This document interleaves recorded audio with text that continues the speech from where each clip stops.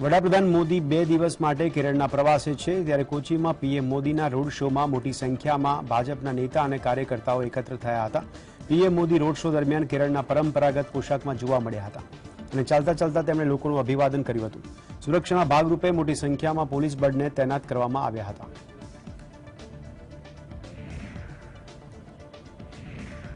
વડાપ્રધાન મોદીએ મધ્યપ્રદેશના રીવામાં રાષ્ટ્રીય પંચાયતી રાજ પર આયોજિત પંચાયતી રાજ સંમેલન કાર્યક્રમમાં સંબોધન કર્યું હતું। રીવાના એમએએફ ગ્રાઉન્ડ પર આયોજિત કાર્યક્રમમાં વડાપ્રધાન મોદીએ કુલ 17,000 કરોડ રૂપિયાના વિકાસલક્ષી અનેક પ્રોજેક્ટનું ખાતમુહૂર્ત અને લોકાર્પણ કર્યું। સંબોધન દરમિયાન તેમણે કોંગ્રેસ પર આકરા પ્રહાર કર્યા। પીએમ મોદીએ કહ્યું કે અગાઉની સરકારોએ ગામમાં નાણાં ખર્ચ કરવાથી બચતી હતી, કારણ કે ગામમાં પોતાની કોઈ વોટ બેંક તો હોતી નથી, તેથી ગામડાઓની અવગણના કરવામાં આવતી હતી। રાજકીય દળો ગામના લોકો વચ્ચે ભાગલા પાડી પોતાની દુકાન ચલાવી રહ્યા હતા। ગામડાઓ સાથે થઈ રહેલા આ અન્યાયને ભાજપે સમાપ્ત કર્યો છે। અમારી સરકારે ગામોના વિકાસ માટે તિજોરી ખોલી દીધી છે, તો દેશના વિકાસ માટે દેશની તમામ પંચાયત સંસ્થાઓ, પ્રતિનિધિઓ, નાગરિકોએ જોડાવું પડશે।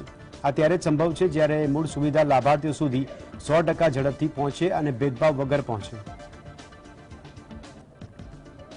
कांग्रेस शासन के दौरान सबको सरकारी प्राथमिकताओं में सबसे निचले पायदान पर रखा गया। भाइयों और बहनों, देश की आधी से ज्यादा आबादी जिन गांवों में रहती है, उन गांवों के साथ इस तरह सौतेला व्यवहार करके देश आगे नहीं बढ़ सकता। કર્ણાટક વિધાનસભાની ચૂંટણી નજીક આવી રહી છે, ત્યારે રાજકીય પક્ષો પણ એડી ચોટીનું જોર લગાવી રહ્યા છે। કેન્દ્રીય ગૃહમંત્રી અમિત શાહ હારાનમાં રોડ શો કર્યો હતો। તેઓ ચામરાનગર જિલ્લાના ગુંડલપેટ પહોંચ્યા હતા, જ્યાં તેમણે રોડ શો કર્યો હતો। અમિત શાહે કહ્યું કે વિકાસ અને તૃષ્ટિકરણની રાજનીતિ વચ્ચે મુકાબલો છે। તેમણે વિશ્વાસ વ્યક્ત કર્યો કે કર્ણાટકમાં પૂર્ણ બહુમત સાથે ભાજપની સરકાર બનશે। અમિત શાહે કોંગ્રેસ પર પ્રહાર કરતા કહ્યું કે કોંગ્રેસે આપેલા 4% મુસ્લિમ આરક્ષણ ભાજપે ખતમ કરી દીધું છે અને લિંગાયત, વોકાલિંગા, અનુસૂચિત જાતિ અને અનુસૂચિત જનજાતિ માટે આરક્ષણ વધારી દીધું છે। देखिए, हासन में इस बार परिवर्तन होने जा रहा है। अब तक हासन में अकेले प्रताप गौड़ा हमारे विधायक थे। इस बार हम 4 सीट जीतकर हासन के अंदर बहुत आगे जा रहे हैं। कांग्रेस का जातिवादी चरित्र है। Bharatiya Janata party Lingayat, Vokkaliga, SC, ST, Vokkaliga, SC, ST सबको साथ में रखकर आगे बढ़ रही है। ओबीसी समाज को भी साथ में रखकर आगे बढ़ रही है। કર્ણાટકના બેલાગાવીમાં જાહેર સભાને સંબોધતા દરમિયાન કોંગ્રેસના નેતા રાહુલ ગાંધીએ જણાવ્યું હતું કે સરકાર આજકાલ 2-3 અરબપતિ માટે ખાસ ધ્યાન આપી રહી છે, પરંતુ તેની જગ્યાએ ખેડૂતો, મજૂરો અને નાના વેપારીઓ પર ધ્યાન આપવાની જરૂર છે। રાહુલ ગાંધીએ આક્ષેપ કર્યો કે અરબપતિઓને બેંકમાંથી સરળતાથી લોન મળી જાય છે અને ક્યાંક કંઈક પણ થઈ જાય તો તેમની લોન પણ માફ થઈ જાય છે, પરંતુ ખેડૂતોની લોન માફ કરવામાં નથી આવતી। રાહુલ ગાંધીએ કહ્યું કે મને લાગે છે કે ન્યાય થવો જોઈએ। તેમણે કહ્યું કે કોંગ્રેસ સરકારે ખેડૂતોનું 72,000 કરોડ રૂપિયાનું દેવું માફ કર્યું હતું। 23 એપ્રિલે કર્ણાટકના વિજયાપુરમાં રાહુલ ગાંધીએ રોડ શો કર્યો હતો અને ત્યાં મોટી સંખ્યામાં કોંગ્રેસી નેતા અને કાર્યકર્તાઓ હાજર રહ્યા હતા। और जो फोकस आजकल 2-3 बड़े अरबपतियों पे है, उसको वहां से उतारकर किसानों, मजदूरों और छोटे व्यापारियों की ओर डालना पड़ेगा। ಇವಾಗ ಫೋಕಸ್ ಆಗ್ತಾ ಇರೋದು ಅಂತಂದ್ರೆ ದೊಡ್ಡ ದೊಡ್ಡ ಏನು ಉದ್ಯಮಿಗಳಿದ್ದಾರೆ, 2-3-4 ಜನ ಅವರುಗಳನ್ನ ಬಿಟ್ಟು ಸಣ್ಣ ಸಣ್ಣ ಉದ್ಯಮದಾರರ ಪರವಾಗಿನೂ ವಿಚಾರ ಮಾಡುವಂತ ಸಂದರ್ಭ ಇದೆ। आज अरबपति बैंक से कितना भी लोन लेना चाहते हैं, ले सकते हैं। ಇವತ್ತು ಕೋಟ್ಯಾಧೀಶ್ವರರು ಬ್ಯಾಂಕ್ ನಲ್ಲಿ ಎಷ್ಟು ಬೇಕೋ ಅಷ್ಟು ಸಾಲ ತಗೋಬಹುದು ಅನ್ನುವಂತ ಪರಿಸ್ಥಿತಿ ಇದೆ। अदानी जी के, अंबानी जी के लाखों करोड़ रुपए बैंक लोन। વર્ષ 2019માં કર્ણાટકના કોલારમાં મોદી અટક મુદ્દે કરેલા નિવેદન પર ભાજપના નેતા સુશીલ મોદી દ્વારા બિહારની કોર્ટમાં દાખલ કરવામાં આવેલા બદનક્ષીના કેસમાં પટણા હાઈકોર્ટે રાહુલ ગાંધીને રાહત આપી છે।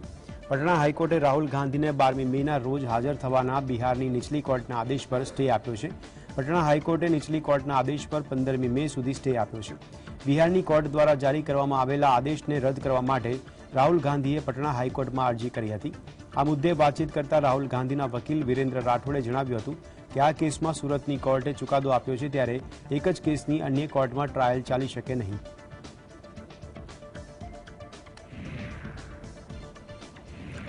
એનસીપીના સુપ્રીમો શરદ પવારે મોટું નિવેદન આપ્યું છે. શરદ પવારે કહ્યું કે મહાવિકાસ અઘાડી આજે છે, કાલે રહેશે તે ખબર નહીં. શરદ પવારના આ નિવેદન બાદ મહાવિકાસ અઘાડી એકસાથે ચૂંટણી લડશે કે નહીં તેના પર અસમંજસની સ્થિતિ ઊભી થઈ છે. મહારાષ્ટ્રમાં મહાવિકાસ અઘાડીના ભવિષ્યને લઈને સંકટના વાદળો ઘેરાયા છે.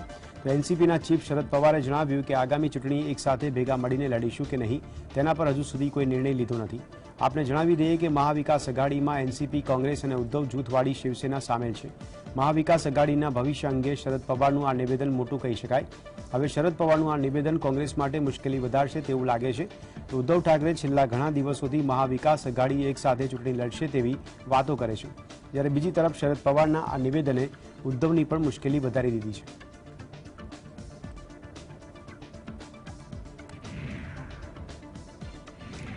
એનસીપીના અધ્યક્ષ શરદ પવારે પાર્ટીમાં ભંગાણની અટકણો વિશે આપેલા નિવેદન પર ઉદ્ધવ ઠાકરે સમૂહવાળી શિવસેનાના નેતા સંજય રાઉતે કહ્યું કે મહાવિકાસ અઘાડી રહેશે. ઉદ્ધવ ઠાકરે અને શરદ પવાર મહાવિકાસ અઘાડીના મુખ્ય નેતાઓ છે. રાઉતે કહ્યું કે વર્ષ 2024માં મહાવિકાસ અઘાડી સાથે મળીને મહારાષ્ટ્ર વિધાનસભાની ચૂંટણી લડશે. આ પહેલા રવિવારે શરદ પવારે અજીત પવારના ભાજપમાં સામેલ થવાની અટકણ પર નિવેદન આપ્યું હતું કે પાર્ટીમાં આ મુદ્દે કોઈ ચર્ચા થઈ નથી. પવારે કહ્યું હતું કે જો કોઈ પાર્ટીમાંથી અલગ થવાનો પ્રયાસ કરી રહ્યું છે तो आ તેમની રણनीति हो सके. पवार साहब ने जो कहा है उसका विपर्यास किया जा रहा है. इस महाविकास आघाड़ी के कर्ता धर्ता जो है प्रमुख नेता, उसमें उद्धव ठाकरे जी है, राहुल गांधी जी थे उस वक्त, और माननीय पवार साहब थे, आज भी है और रहेंगे. 2024 में हम एक साथ चुनाव लड़ेंगे. ये पवार साहब की भूमिका कल थी, आज भी है और आगे भी रहेंगे. लेकिन इस तरह के તો શરદ પવારના નિવેદન પર કોંગ્રેસના નેતા પ્રમોદ તિવારીએ કહ્યું કે તેમણે સાચું કહ્યું. અમે પૂરા વિશ્વાસ સાથે કહી રહ્યા છીએ કે માત્ર મહાવિકાસ અઘાડી જ નહીં પણ તમામ વિપક્ષી દળ જે ભાજપની વિરુદ્ધ છે તે એક સાથે છે. ભાજપ આવનારા વર્ષોમાં સત્તામાં નહીં હોય. ठीक ही तो कहा है शरद पवार जी ने.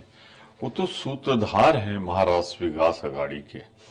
जब पिछली बार भाजपा और पवार साहब ने, अजीत पवार जी ने मिलकर शपथ ग्रहण कर ली थी, तो यही शरद पवार जी तो थे जिन्होंने सबको वापस बुलाया और महाराष्ट्र विकास अघाड़ी की सरकार बनाई. तो मैं समझता हूं उन्होंने बहुत स्पष्ट कहा है कि हम सबकी इच्छा है. जहां तक सीटों की बात है तो जब समय आएगा सीटों पे भी तालमेल हो जाएगा. જનસભાને સંબોધતા સીએમએ કહ્યું કે યુપીમાં દરેક જગ્યાએ વિકાસ થઈ રહ્યો છે, ભેદભાવ વગર કામ થઈ રહ્યું છે. ઉત્તર પ્રદેશના મુખ્યમંત્રી યોગી આદિત્યનાથે સરહાનપુરથી નગરપાલિકાની ચૂંટણીના પ્રચારનો પ્રારંભ કર્યો. ત્યારબાદ તેઓ અમરોહા પહોંચ્યા હતા અને અહીં જાહેર સભાને સંબોધતા તેમણે કહ્યું કે રાજ્યમાં ડબલ એન્જિનની સરકાર સતત વિકાસ કરી રહી છે. રાજ્યમાં 54 લાખ ગરીબ પરિવારોને આવાસ યોજનાનો લાભ મળ્યો છે. યુપીમાં ખેડૂતો ખુશ છે અને રાજ્યમાં સરકાર કોઈપણ જાતના ભેદભાવ વગર કામ કરી રહી છે. સરહાનપુરની સભામાં યોગી આદિત્યનાથે પોતાના આગવા અંદાજમાં વિપક્ષને પણ આડે હાથે લીધી હતી. आज रंगदारी कोई वसूल नहीं कर सकता व्यापारियों से. आज हम स्वनिधि योजना का लाभ देने का काम कर रहे हैं. आज भाइयों बहनों, शोधों का आतंक नहीं, आज तो स्वनिधि योजना का लाभ हम दे रहे हैं और सेफ सिटी आज प्रदेश के अंदर पहचान बन रही है. और इसीलिए मैं आपसे कहने के लिए आया हूं, नो दंगा नो कर्फ्यू यूपी में, यानी नो कर्फ्यू नो दंगा, यूपी में सब चंगा. લોકસભાની ચૂંટણી પહેલા વિપક્ષોને એકજૂટ કરવા બિહારના મુખ્યમંત્રી નીતિશ કુમારે કવાયત તેજ કરી છે. તેમણે અખિલેશ યાદવ સાથે મુલાકાત કરી દરમિયાન તેમણે સ્પષ્ટ કર્યું કે મારે વડાપ્રધાન નથી બનવું, પણ આપણે એકજૂટ થઈને જઈએ ત્યારે નક્કી થશે કે આપણા નેતા કોણ હશે. હું આ રેસમાં નથી, આપણે મળીને કામ કરીશું. આ પહેલા નીતિશ કુમાર કોંગ્રેસ અધ્યક્ષ મલ્લિકાર્જુન ખડગે અને રાહુલ ગાંધીને પણ મળી ચૂક્યા છે અને દિલ્હીના મુખ્યમંત્રી અરવિંદ કેજરીવાલ સાથે પણ મુલાકાત કરી હતી. अधिक से अधिक पार्टियों के साथ बातचीत चल रही है और उसी सिलसिले में आज हम लोग भी बैठ करके बातचीत किए हैं. और जैसा इन्होंने कहा, हम लोगों ने तय किया है कि ज्यादा से ज्यादा पार्टियों को देश में हम लोग एकजुट करें और मिल करके सब लोग काम करेंगे ताकि इस देश ये देश आगे बढ़े, ये बीजेपी से मुक्ति मिले पूरे देश को। વર્ષ 2024ની લોકસભા ચૂંટણી પહેલા વિપક્ષી દળોને એકજૂટ કરવાનો પ્રયાસ કરવામાં આવી રહ્યો છે। બિહારના મુખ્યમંત્રી નીતિશ કુમાર અને ઉપમુખ્યમંત્રી તેજસ્વી યાદવ કોલકાતામાં પશ્ચિમ બંગાળના મુખ્યમંત્રીને મળ્યા હતા। મમતા બેનર્જીએ જણાવ્યું કે જયપ્રકાશ નારાયણના આંદોલનની શરૂઆત બિહારથી થઈ હતી। આથી હું નીતિશ કુમારને વિનંતી કરવા માંગુ છું કે જો બિહારમાં તમામ વિપક્ષી દળોની બેઠક કરવામાં આવે તો આપણે નક્કી કરી શકીએ કે આપણે આગળ શું કરવું જોઈએ। મમતાએ કહ્યું કે પહેલા આપણે સંદેશો આપવો પડશે કે આપણે એક છીએ।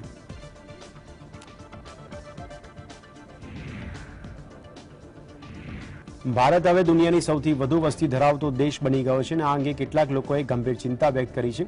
તેવામાં મહારાષ્ટ્ર વિધાનસભામાં વિપક્ષના નેતા અજીત પવારે મોટું નિવેદન આપ્યું। તેમણે કહ્યું કે કેન્દ્ર સરકારે તેની સત્તાનો ઉપયોગ કરીને એવા સાંસદો અને ધારાસભ્યોના સભ્યપદ રદ કરવા જોઈએ જેમના 3 કે તેનાથી વધુ બાળકો છે। અજીત પવારે બારામતીમાં એક સામાજિક કાર્યક્રમને સંબોધતા આ નિવેદન આપ્યું હતું। તેમણે એમ પણ કહ્યું કે દેશની વસ્તી દરરોજ વધતી જઈ રહી છે। જ્યારે રાજ્યમાં વિલાસરાવ દેશમુખ હતા ત્યારે એવા લોકપ્રતિનિધિઓને અયોગ્ય જાહેર કરવાનો નિર્ણય લેવાયો હતો જેમના 3 થી વધુ બાળકો હતા।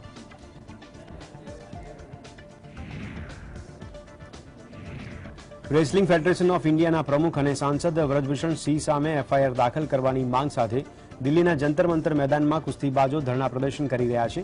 જંતર મંતર મેદાનમાં ધરણા પ્રદર્શન કરનાર કુસ્તીબાજોએ વ્રજભૂષણ સિંહ પર યૌન શોષણના ગંભીર આરોપ લગાવ્યા છે। આ મુદ્દે વાતચીત કરતા કુસ્તીબાજ બજરંગ પુનિયાએ જણાવ્યું કે આ વખતે અમારું સમર્થન કોઈપણ પાર્ટી કરશે તો તેમનું સ્વાગત છે। તેમણે કહ્યું કે જ્યારે અમે મેડલ જીતીએ છીએ ત્યારે કોઈપણ પાર્ટીનો ધ્વજ નથી ફરકાવતા પરંતુ તિરંગો ફરકાવીએ છીએ। અમે જ્યારે મેડલ જીતીએ છીએ ત્યારે તમામ પાર્ટીના લોકો અમને અભિનંદન પાઠવે છે। બજરંગ પુનિયાએ કહ્યું કે અમે કોઈ પાર્ટી નહીં પરંતુ દેશ સાથે જોડાયેલા છીએ।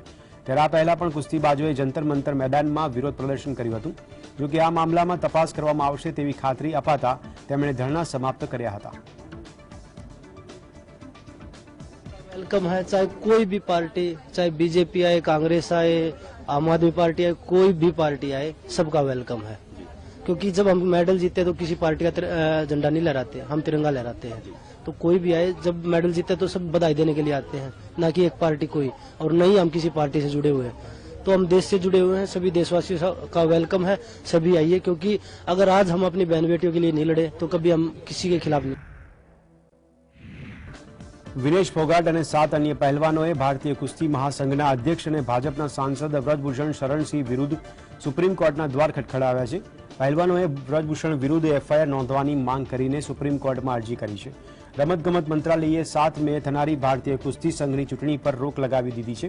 ડબ્લ્યુએફઆઈના કાર્યકારી સમિતિની ચૂંટણી કરવા માટે એક સમિતિની રચના કરવાનો નિર્ણય કરવામાં આવ્યો જે 45 દિવસમાં ચૂંટણી સંપન્ન કરાવશે અને ડબ્લ્યુએફઆઈના દિન પ્રતિદિનના મામલાઓનું પ્રબંધન કરશે। એનઆઈએ જમ્મુ કાશ્મીરના શ્રીનગરમાં હિઝબુલ મુજાહિદ્દીનના પ્રમુખ સૈયદ સલાઉદ્દીનના પુત્ર સૈયદ અહેમદ શકીલની સંપત્તિ ટાંચમાં લીધી છે। શ્રીનગરના મહોલ્લા રામબાગ વિસ્તારમાં આ મિલકત આવેલી છે। યુએપીએ એક્ટ 1967 હેઠળ સૈયદ અહેમદ શકીલને આતંકી જાહેર કરવામાં આવ્યો હતો। દિલ્હીની સ્પેશિયલ એનઆઈએ કોર્ટના આદેશ બાદ એનઆઈએ યુએપીએ એક્ટ 1967ની પેટા કલમ 33(1) પ્રમાણે મિલકતને ટાંચમાં લીધી છે। શકીલ અને અન્ય લોકો સામે વર્ષ 2011માં દાખલ કરવામાં આવેલા આતંકી ષડયંત્ર કેસમાં આ સંપત્તિ ટાંચમાં લેવામાં આવી છે। કેન્દ્રીય ગૃહ મંત્રાલયના આદેશ બાદ 15 એપ્રિલ 2011ના રોજ એનઆઈએ આ કેસની તપાસ શરૂ કરી હતી। એનઆઈએ જણાવ્યું હતું કે હવાલાના મારફતે પાકિસ્તાનમાંથી પૈસા જમ્મુ કાશ્મીરમાં મોકલવામાં આવતા હતા। આ પૈસાનો ઉપયોગ આતંકી પ્રવૃત્તિઓ માટે કરવામાં આવતો હતો। વર્ષ 2011માં આ કેસમાં ચાર્જશીટ દાખલ કરવામાં આવી હતી।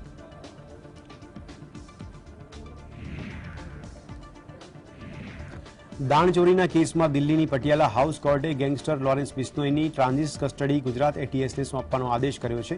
ગુજરાત એટીએસ બિશ્નોઈ પર હથિયારોની દાણચોરીમાં સંડોવાયેલા હોવાનું અને તેના સંભવિત પાકિસ્તાન કનેક્શન વિશે તપાસ કરવા માંગે છે। આ પહેલા એનઆઈએ પણ લોરેન્સ બિશ્નોઈના સંભવિત પાકિસ્તાન કનેક્શન વિશે તપાસ કરી ચૂકી છે। आज मेरे क्लाइंट लॉरेंस बिश्नोई को गुजरात की एटीएस पुलिस जो है वो लेने आई थी और वो अहमदाबाद में इसको लेके जा रहे हैं, प्रोडक्शन वारंट लेके आए हैं। ये अगस्त 2022 का केस है, एक एनडी बेस का केस है जिसके अंदर में उनको सामने से इसको अरेस्ट करना है और एक सामने से इंटेरोगेशन उनको करनी है मेरे क्लाइंट लॉरेंस बिश्नोई की। उनका ये कहना है कि जो बॉर्डर स्मगलिंग बॉर्डर्स एरिया है वहां से जो नारकोटिक्स स्मगलिंग होती है उसके अंदर कहीं मेरे क्लाइंट लॉरेंस बिश्नोई का कोई हाथ तो नहीं है। इसके बारे में वो इन्वेस्टिगेशन करना चाहते हैं। तेलंगाना राज्य जाहिर सेवा आयोग पर पेपर लीक तपास मुद्दे स्पेशल इन्वेस्टिगेशन टीम समक्ष वायएसआर तेलंगाना पार्टी प्रमुख वायएस शर्मिला परिपत्र रजू करवा पहुंची रह्या हता त्यारे तेमना घरनी बहार हाजर पोलीसे तेमने जता अटकाव्या हता। वायएस शर्मिला घरनी बहार निकळता पोलीसे तेमने अटकावવાનો प्रयास कर्यो हतो। शर्मिलाए पोलीस कर्मचारीओ साथे उग्र बोलाचाली करता महिला कोन्स्टेबले तेमने अटकावવાનો प्रयास कर्यो हतो। आ दरमियान वायएस शर्मिलाए कोन्स्टेबल साथे कथित रीते हाथापाई करी हती। पोलीस कोन्स्टेबले शर्मिलाने काરમાં બેસતા અટકાવતા તેમણે ધક્કા મૂકી અને હાથાપાઈ કરી હતી। ત્યારબાદ વાયએસ શર્મિલા તેમના ઘરની બહાર આવેલા રોડ પર બેસી ગયા હતા। આ બાદ પોલીસે શર્મિલાની અટકાયત કરી હતી।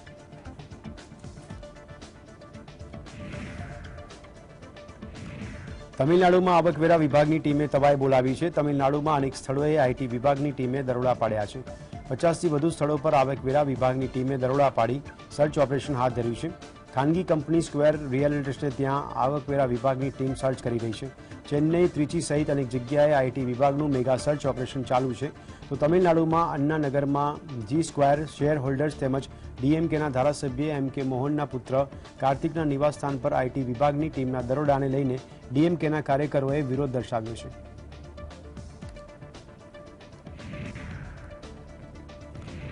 ન્યાયપાલિકા વિરુદ્ધ સોશિયલ મીડિયામાં પોસ્ટ કરવા બદલ લલિત મોદી સામે શરૂ કરવામાં આવેલી કન્ટેમ્પ્ટ ઓફ કોર્ટની કાર્યવાહીને સુપ્રીમ કોર્ટે બંધ કરી દીધી છે। આઈપીએલના પૂર્વ કમિશનર લલિત મોદીએ કોર્ટ સમક્ષ બિનશરતી માફી માંગી લેતા સુપ્રીમ કોર્ટે કન્ટેમ્પ્ટ ઓફ કોર્ટની કાર્યવાહી બંધ કરી દીધી છે। સુપ્રીમ કોર્ટની ડિવિઝન બેન્ચે લલિત મોદી તરફે દાખલ કરવામાં આવેલા સોગંદનામાની નોંધ લીધી હતી। સર્વોચ્ચ અદાલત સમક્ષ રજૂ કરવામાં આવેલા સોગંદનામામાં લલિત મોદીએ જણાવ્યું કે ભારતીય ન્યાયપાલિકા વિશે ભવિષ્યમાં ક્યારે પણ આ પ્રકારની પ્રવૃત્તિ નહીં કરે। આ બાદ કોર્ટે લલિત મોદીની માફીનો સ્વીકાર કરતા કન્ટેમ્પ્ટ ઓફ કોર્ટની કાર્યવાહી બંધ કરી હતી।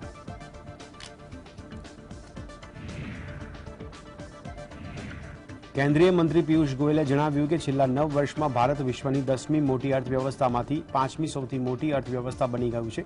ભારતનો આજે વિશ્વની સૌથી ઝડપથી વિકસતી જતી અર્થવ્યવસ્થાઓમાં સમાવેશ કરવામાં આવે છે। ભારતના લોકો સમગ્ર વિશ્વમાં શાંતિના સંદેશા અને તેમની મહેનત માટે જાણીતા છે અને પરિણામે પડકારજનક સ્થિતિ વચ્ચે દેશ વિકાસના પથ પર અગ્રેસર રહે છે।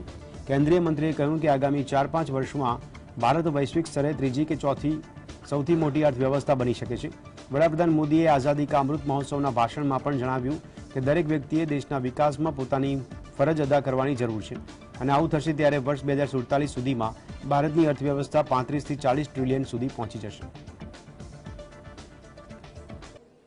Indians are known across the world for the message of peace, for the goodwill that they generate by their hard work, and for the growth that the country continues to show despite very, very challenging times. Today, the country is one of the fastest growing large economies. We have improved from the 10th largest economy to the 5th largest economy in the last 9 years.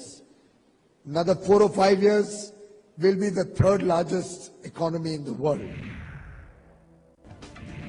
પૂર્વી લદ્દાખ સરહદ વિવાદ મુદ્દે ભારત અને ચીનના સૈન્ય અધિકારીઓ વચ્ચે 18મા રાઉન્ડની બેઠક યોજાઈ હતી। પૂર્વ લદ્દાખમાં એલએસી સરહદ વિવાદ મુદ્દે યુશુલ મોલ્દોમાં આ બેઠક યોજાઈ। બેઠકમાં બંને પક્ષ તરફથી પૂર્વી લદ્દાખના ડેમચોક અને ડેપ્સાંગમાં વિવાદ ઉકેલવા મુદ્દે ચર્ચા કરવામાં આવી હતી।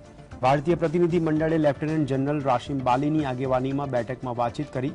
27મી અને 28મી એપ્રિલના રોજ દિલ્હીમાં યોજાનાર શાંઘાઈ કોઓપરેશન ઓર્ગેનાઇઝેશનની બેઠકમાં હાજરી આપવા ચીનના સંરક્ષણ પ્રધાન લી શાંગકુ ભારત આવશે। એસસીઓ કોન્ક્લેવમાં કેન્દ્રીય સંરક્ષણ મંત્રી રાજનાથ સિંહ ચીનના સંરક્ષણ પ્રધાન સાથે દ્વિપક્ષીય બેઠક પણ યોજી શકે છે। આ પહેલા ગયા વર્ષે 20મી ડિસેમ્બરના રોજ ભારત અને ચીનના સૈનિકો વચ્ચે સરહદ વિવાદ મુદ્દે 17મા રાઉન્ડની બેઠક યોજાઈ હતી।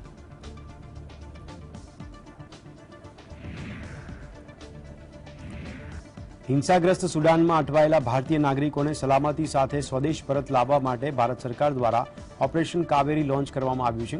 વિદેશ મંત્રી જયશંકર અય્યરે જણાવ્યું હતું કે સુડાનમાંથી ભારતીયોને સ્વદેશ પરત લાવવા માટે ભારત સરકાર દ્વારા વિમાન અને જહાજ સુડાન મોકલવામાં આવ્યા હતા। જયશંકર અય્યરે ટ્વીટ કરી જાણકારી આપી કે લગભગ 500 ભારતીય નાગરિકો પોર્ટ સુડાન પર પહોંચી ગયા છે। ભારત સરકારે રવિવારે જણાવ્યું હતું કે સુડાનમાં અટવાયેલા ભારતીયોની મદદ કરવા માટે ભારતીય વાયુસેનાના 2 વિમાનને સૌદી અરબના જિદ્દાહ શહેર ખાતે મોકલવામાં આવ્યા છે। સરકારે જણાવ્યું હતું કે તેમની પાસે સુડાનમાં અટવાયેલા 3000 ભારતીય નાગરિકોની માહિતી છે। સુદાનમાં લશ્કરી અને અર્ધલશ્કરી દળો વચ્ચે છેલ્લા 11 દિવસથી ચાલતા સંઘર્ષમાં કુલ 400થી વધુ લોકોના મોત થયા છે.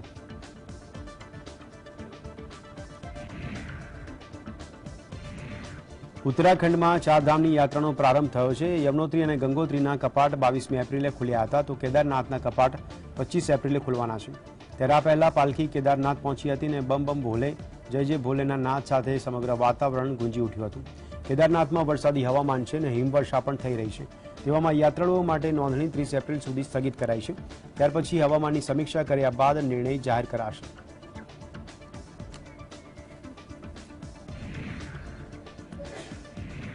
મૂળ પાકિસ્તાની અને કેનેડામાં સ્થાયી થયેલા જાણીતા લેખક તારિક ફતેહનું નિધન થયું છે. 73 વર્ષના તારિક ફતેહ લાંબા સમયથી બીમાર હતા. તેમની પુત્રી નતાશાએ ટ્વીટ કરીને નિધન થયા હોવાની જાણકારી આપી છે. ત્યારે પંજાબના શેર હિન્દુસ્તાનના પુત્ર, કેનેડાના પ્રેમી અને સાચું બોલનારા અને પરોપકાર ન્યાય માટે લડનારા, દલિતો અને શોષિતોનો અવાજ બનેલા તારિક ફતેહ હવે રહ્યા નથી. તેમની ક્રાંતિ તમામ સાથે રહેશે. તારિક ફતેહનો પરિવાર મુંબઈ હતો અને પરંતુ ભાગલા બાદ કચેરી જતા રહ્યા હતા. ત્યારે પાકિસ્તાનમાં 2 વખત તેમને જેલ જવું પડ્યું હતું. બાદમાં તેમણે પાકિસ્તાન છોડી દીધું અને સાઉદી અરબ જતા રહ્યા હતા. તો ત્યારબાદ 1987થી તેઓ કેનેડામાં સ્થાયી થયા હતા.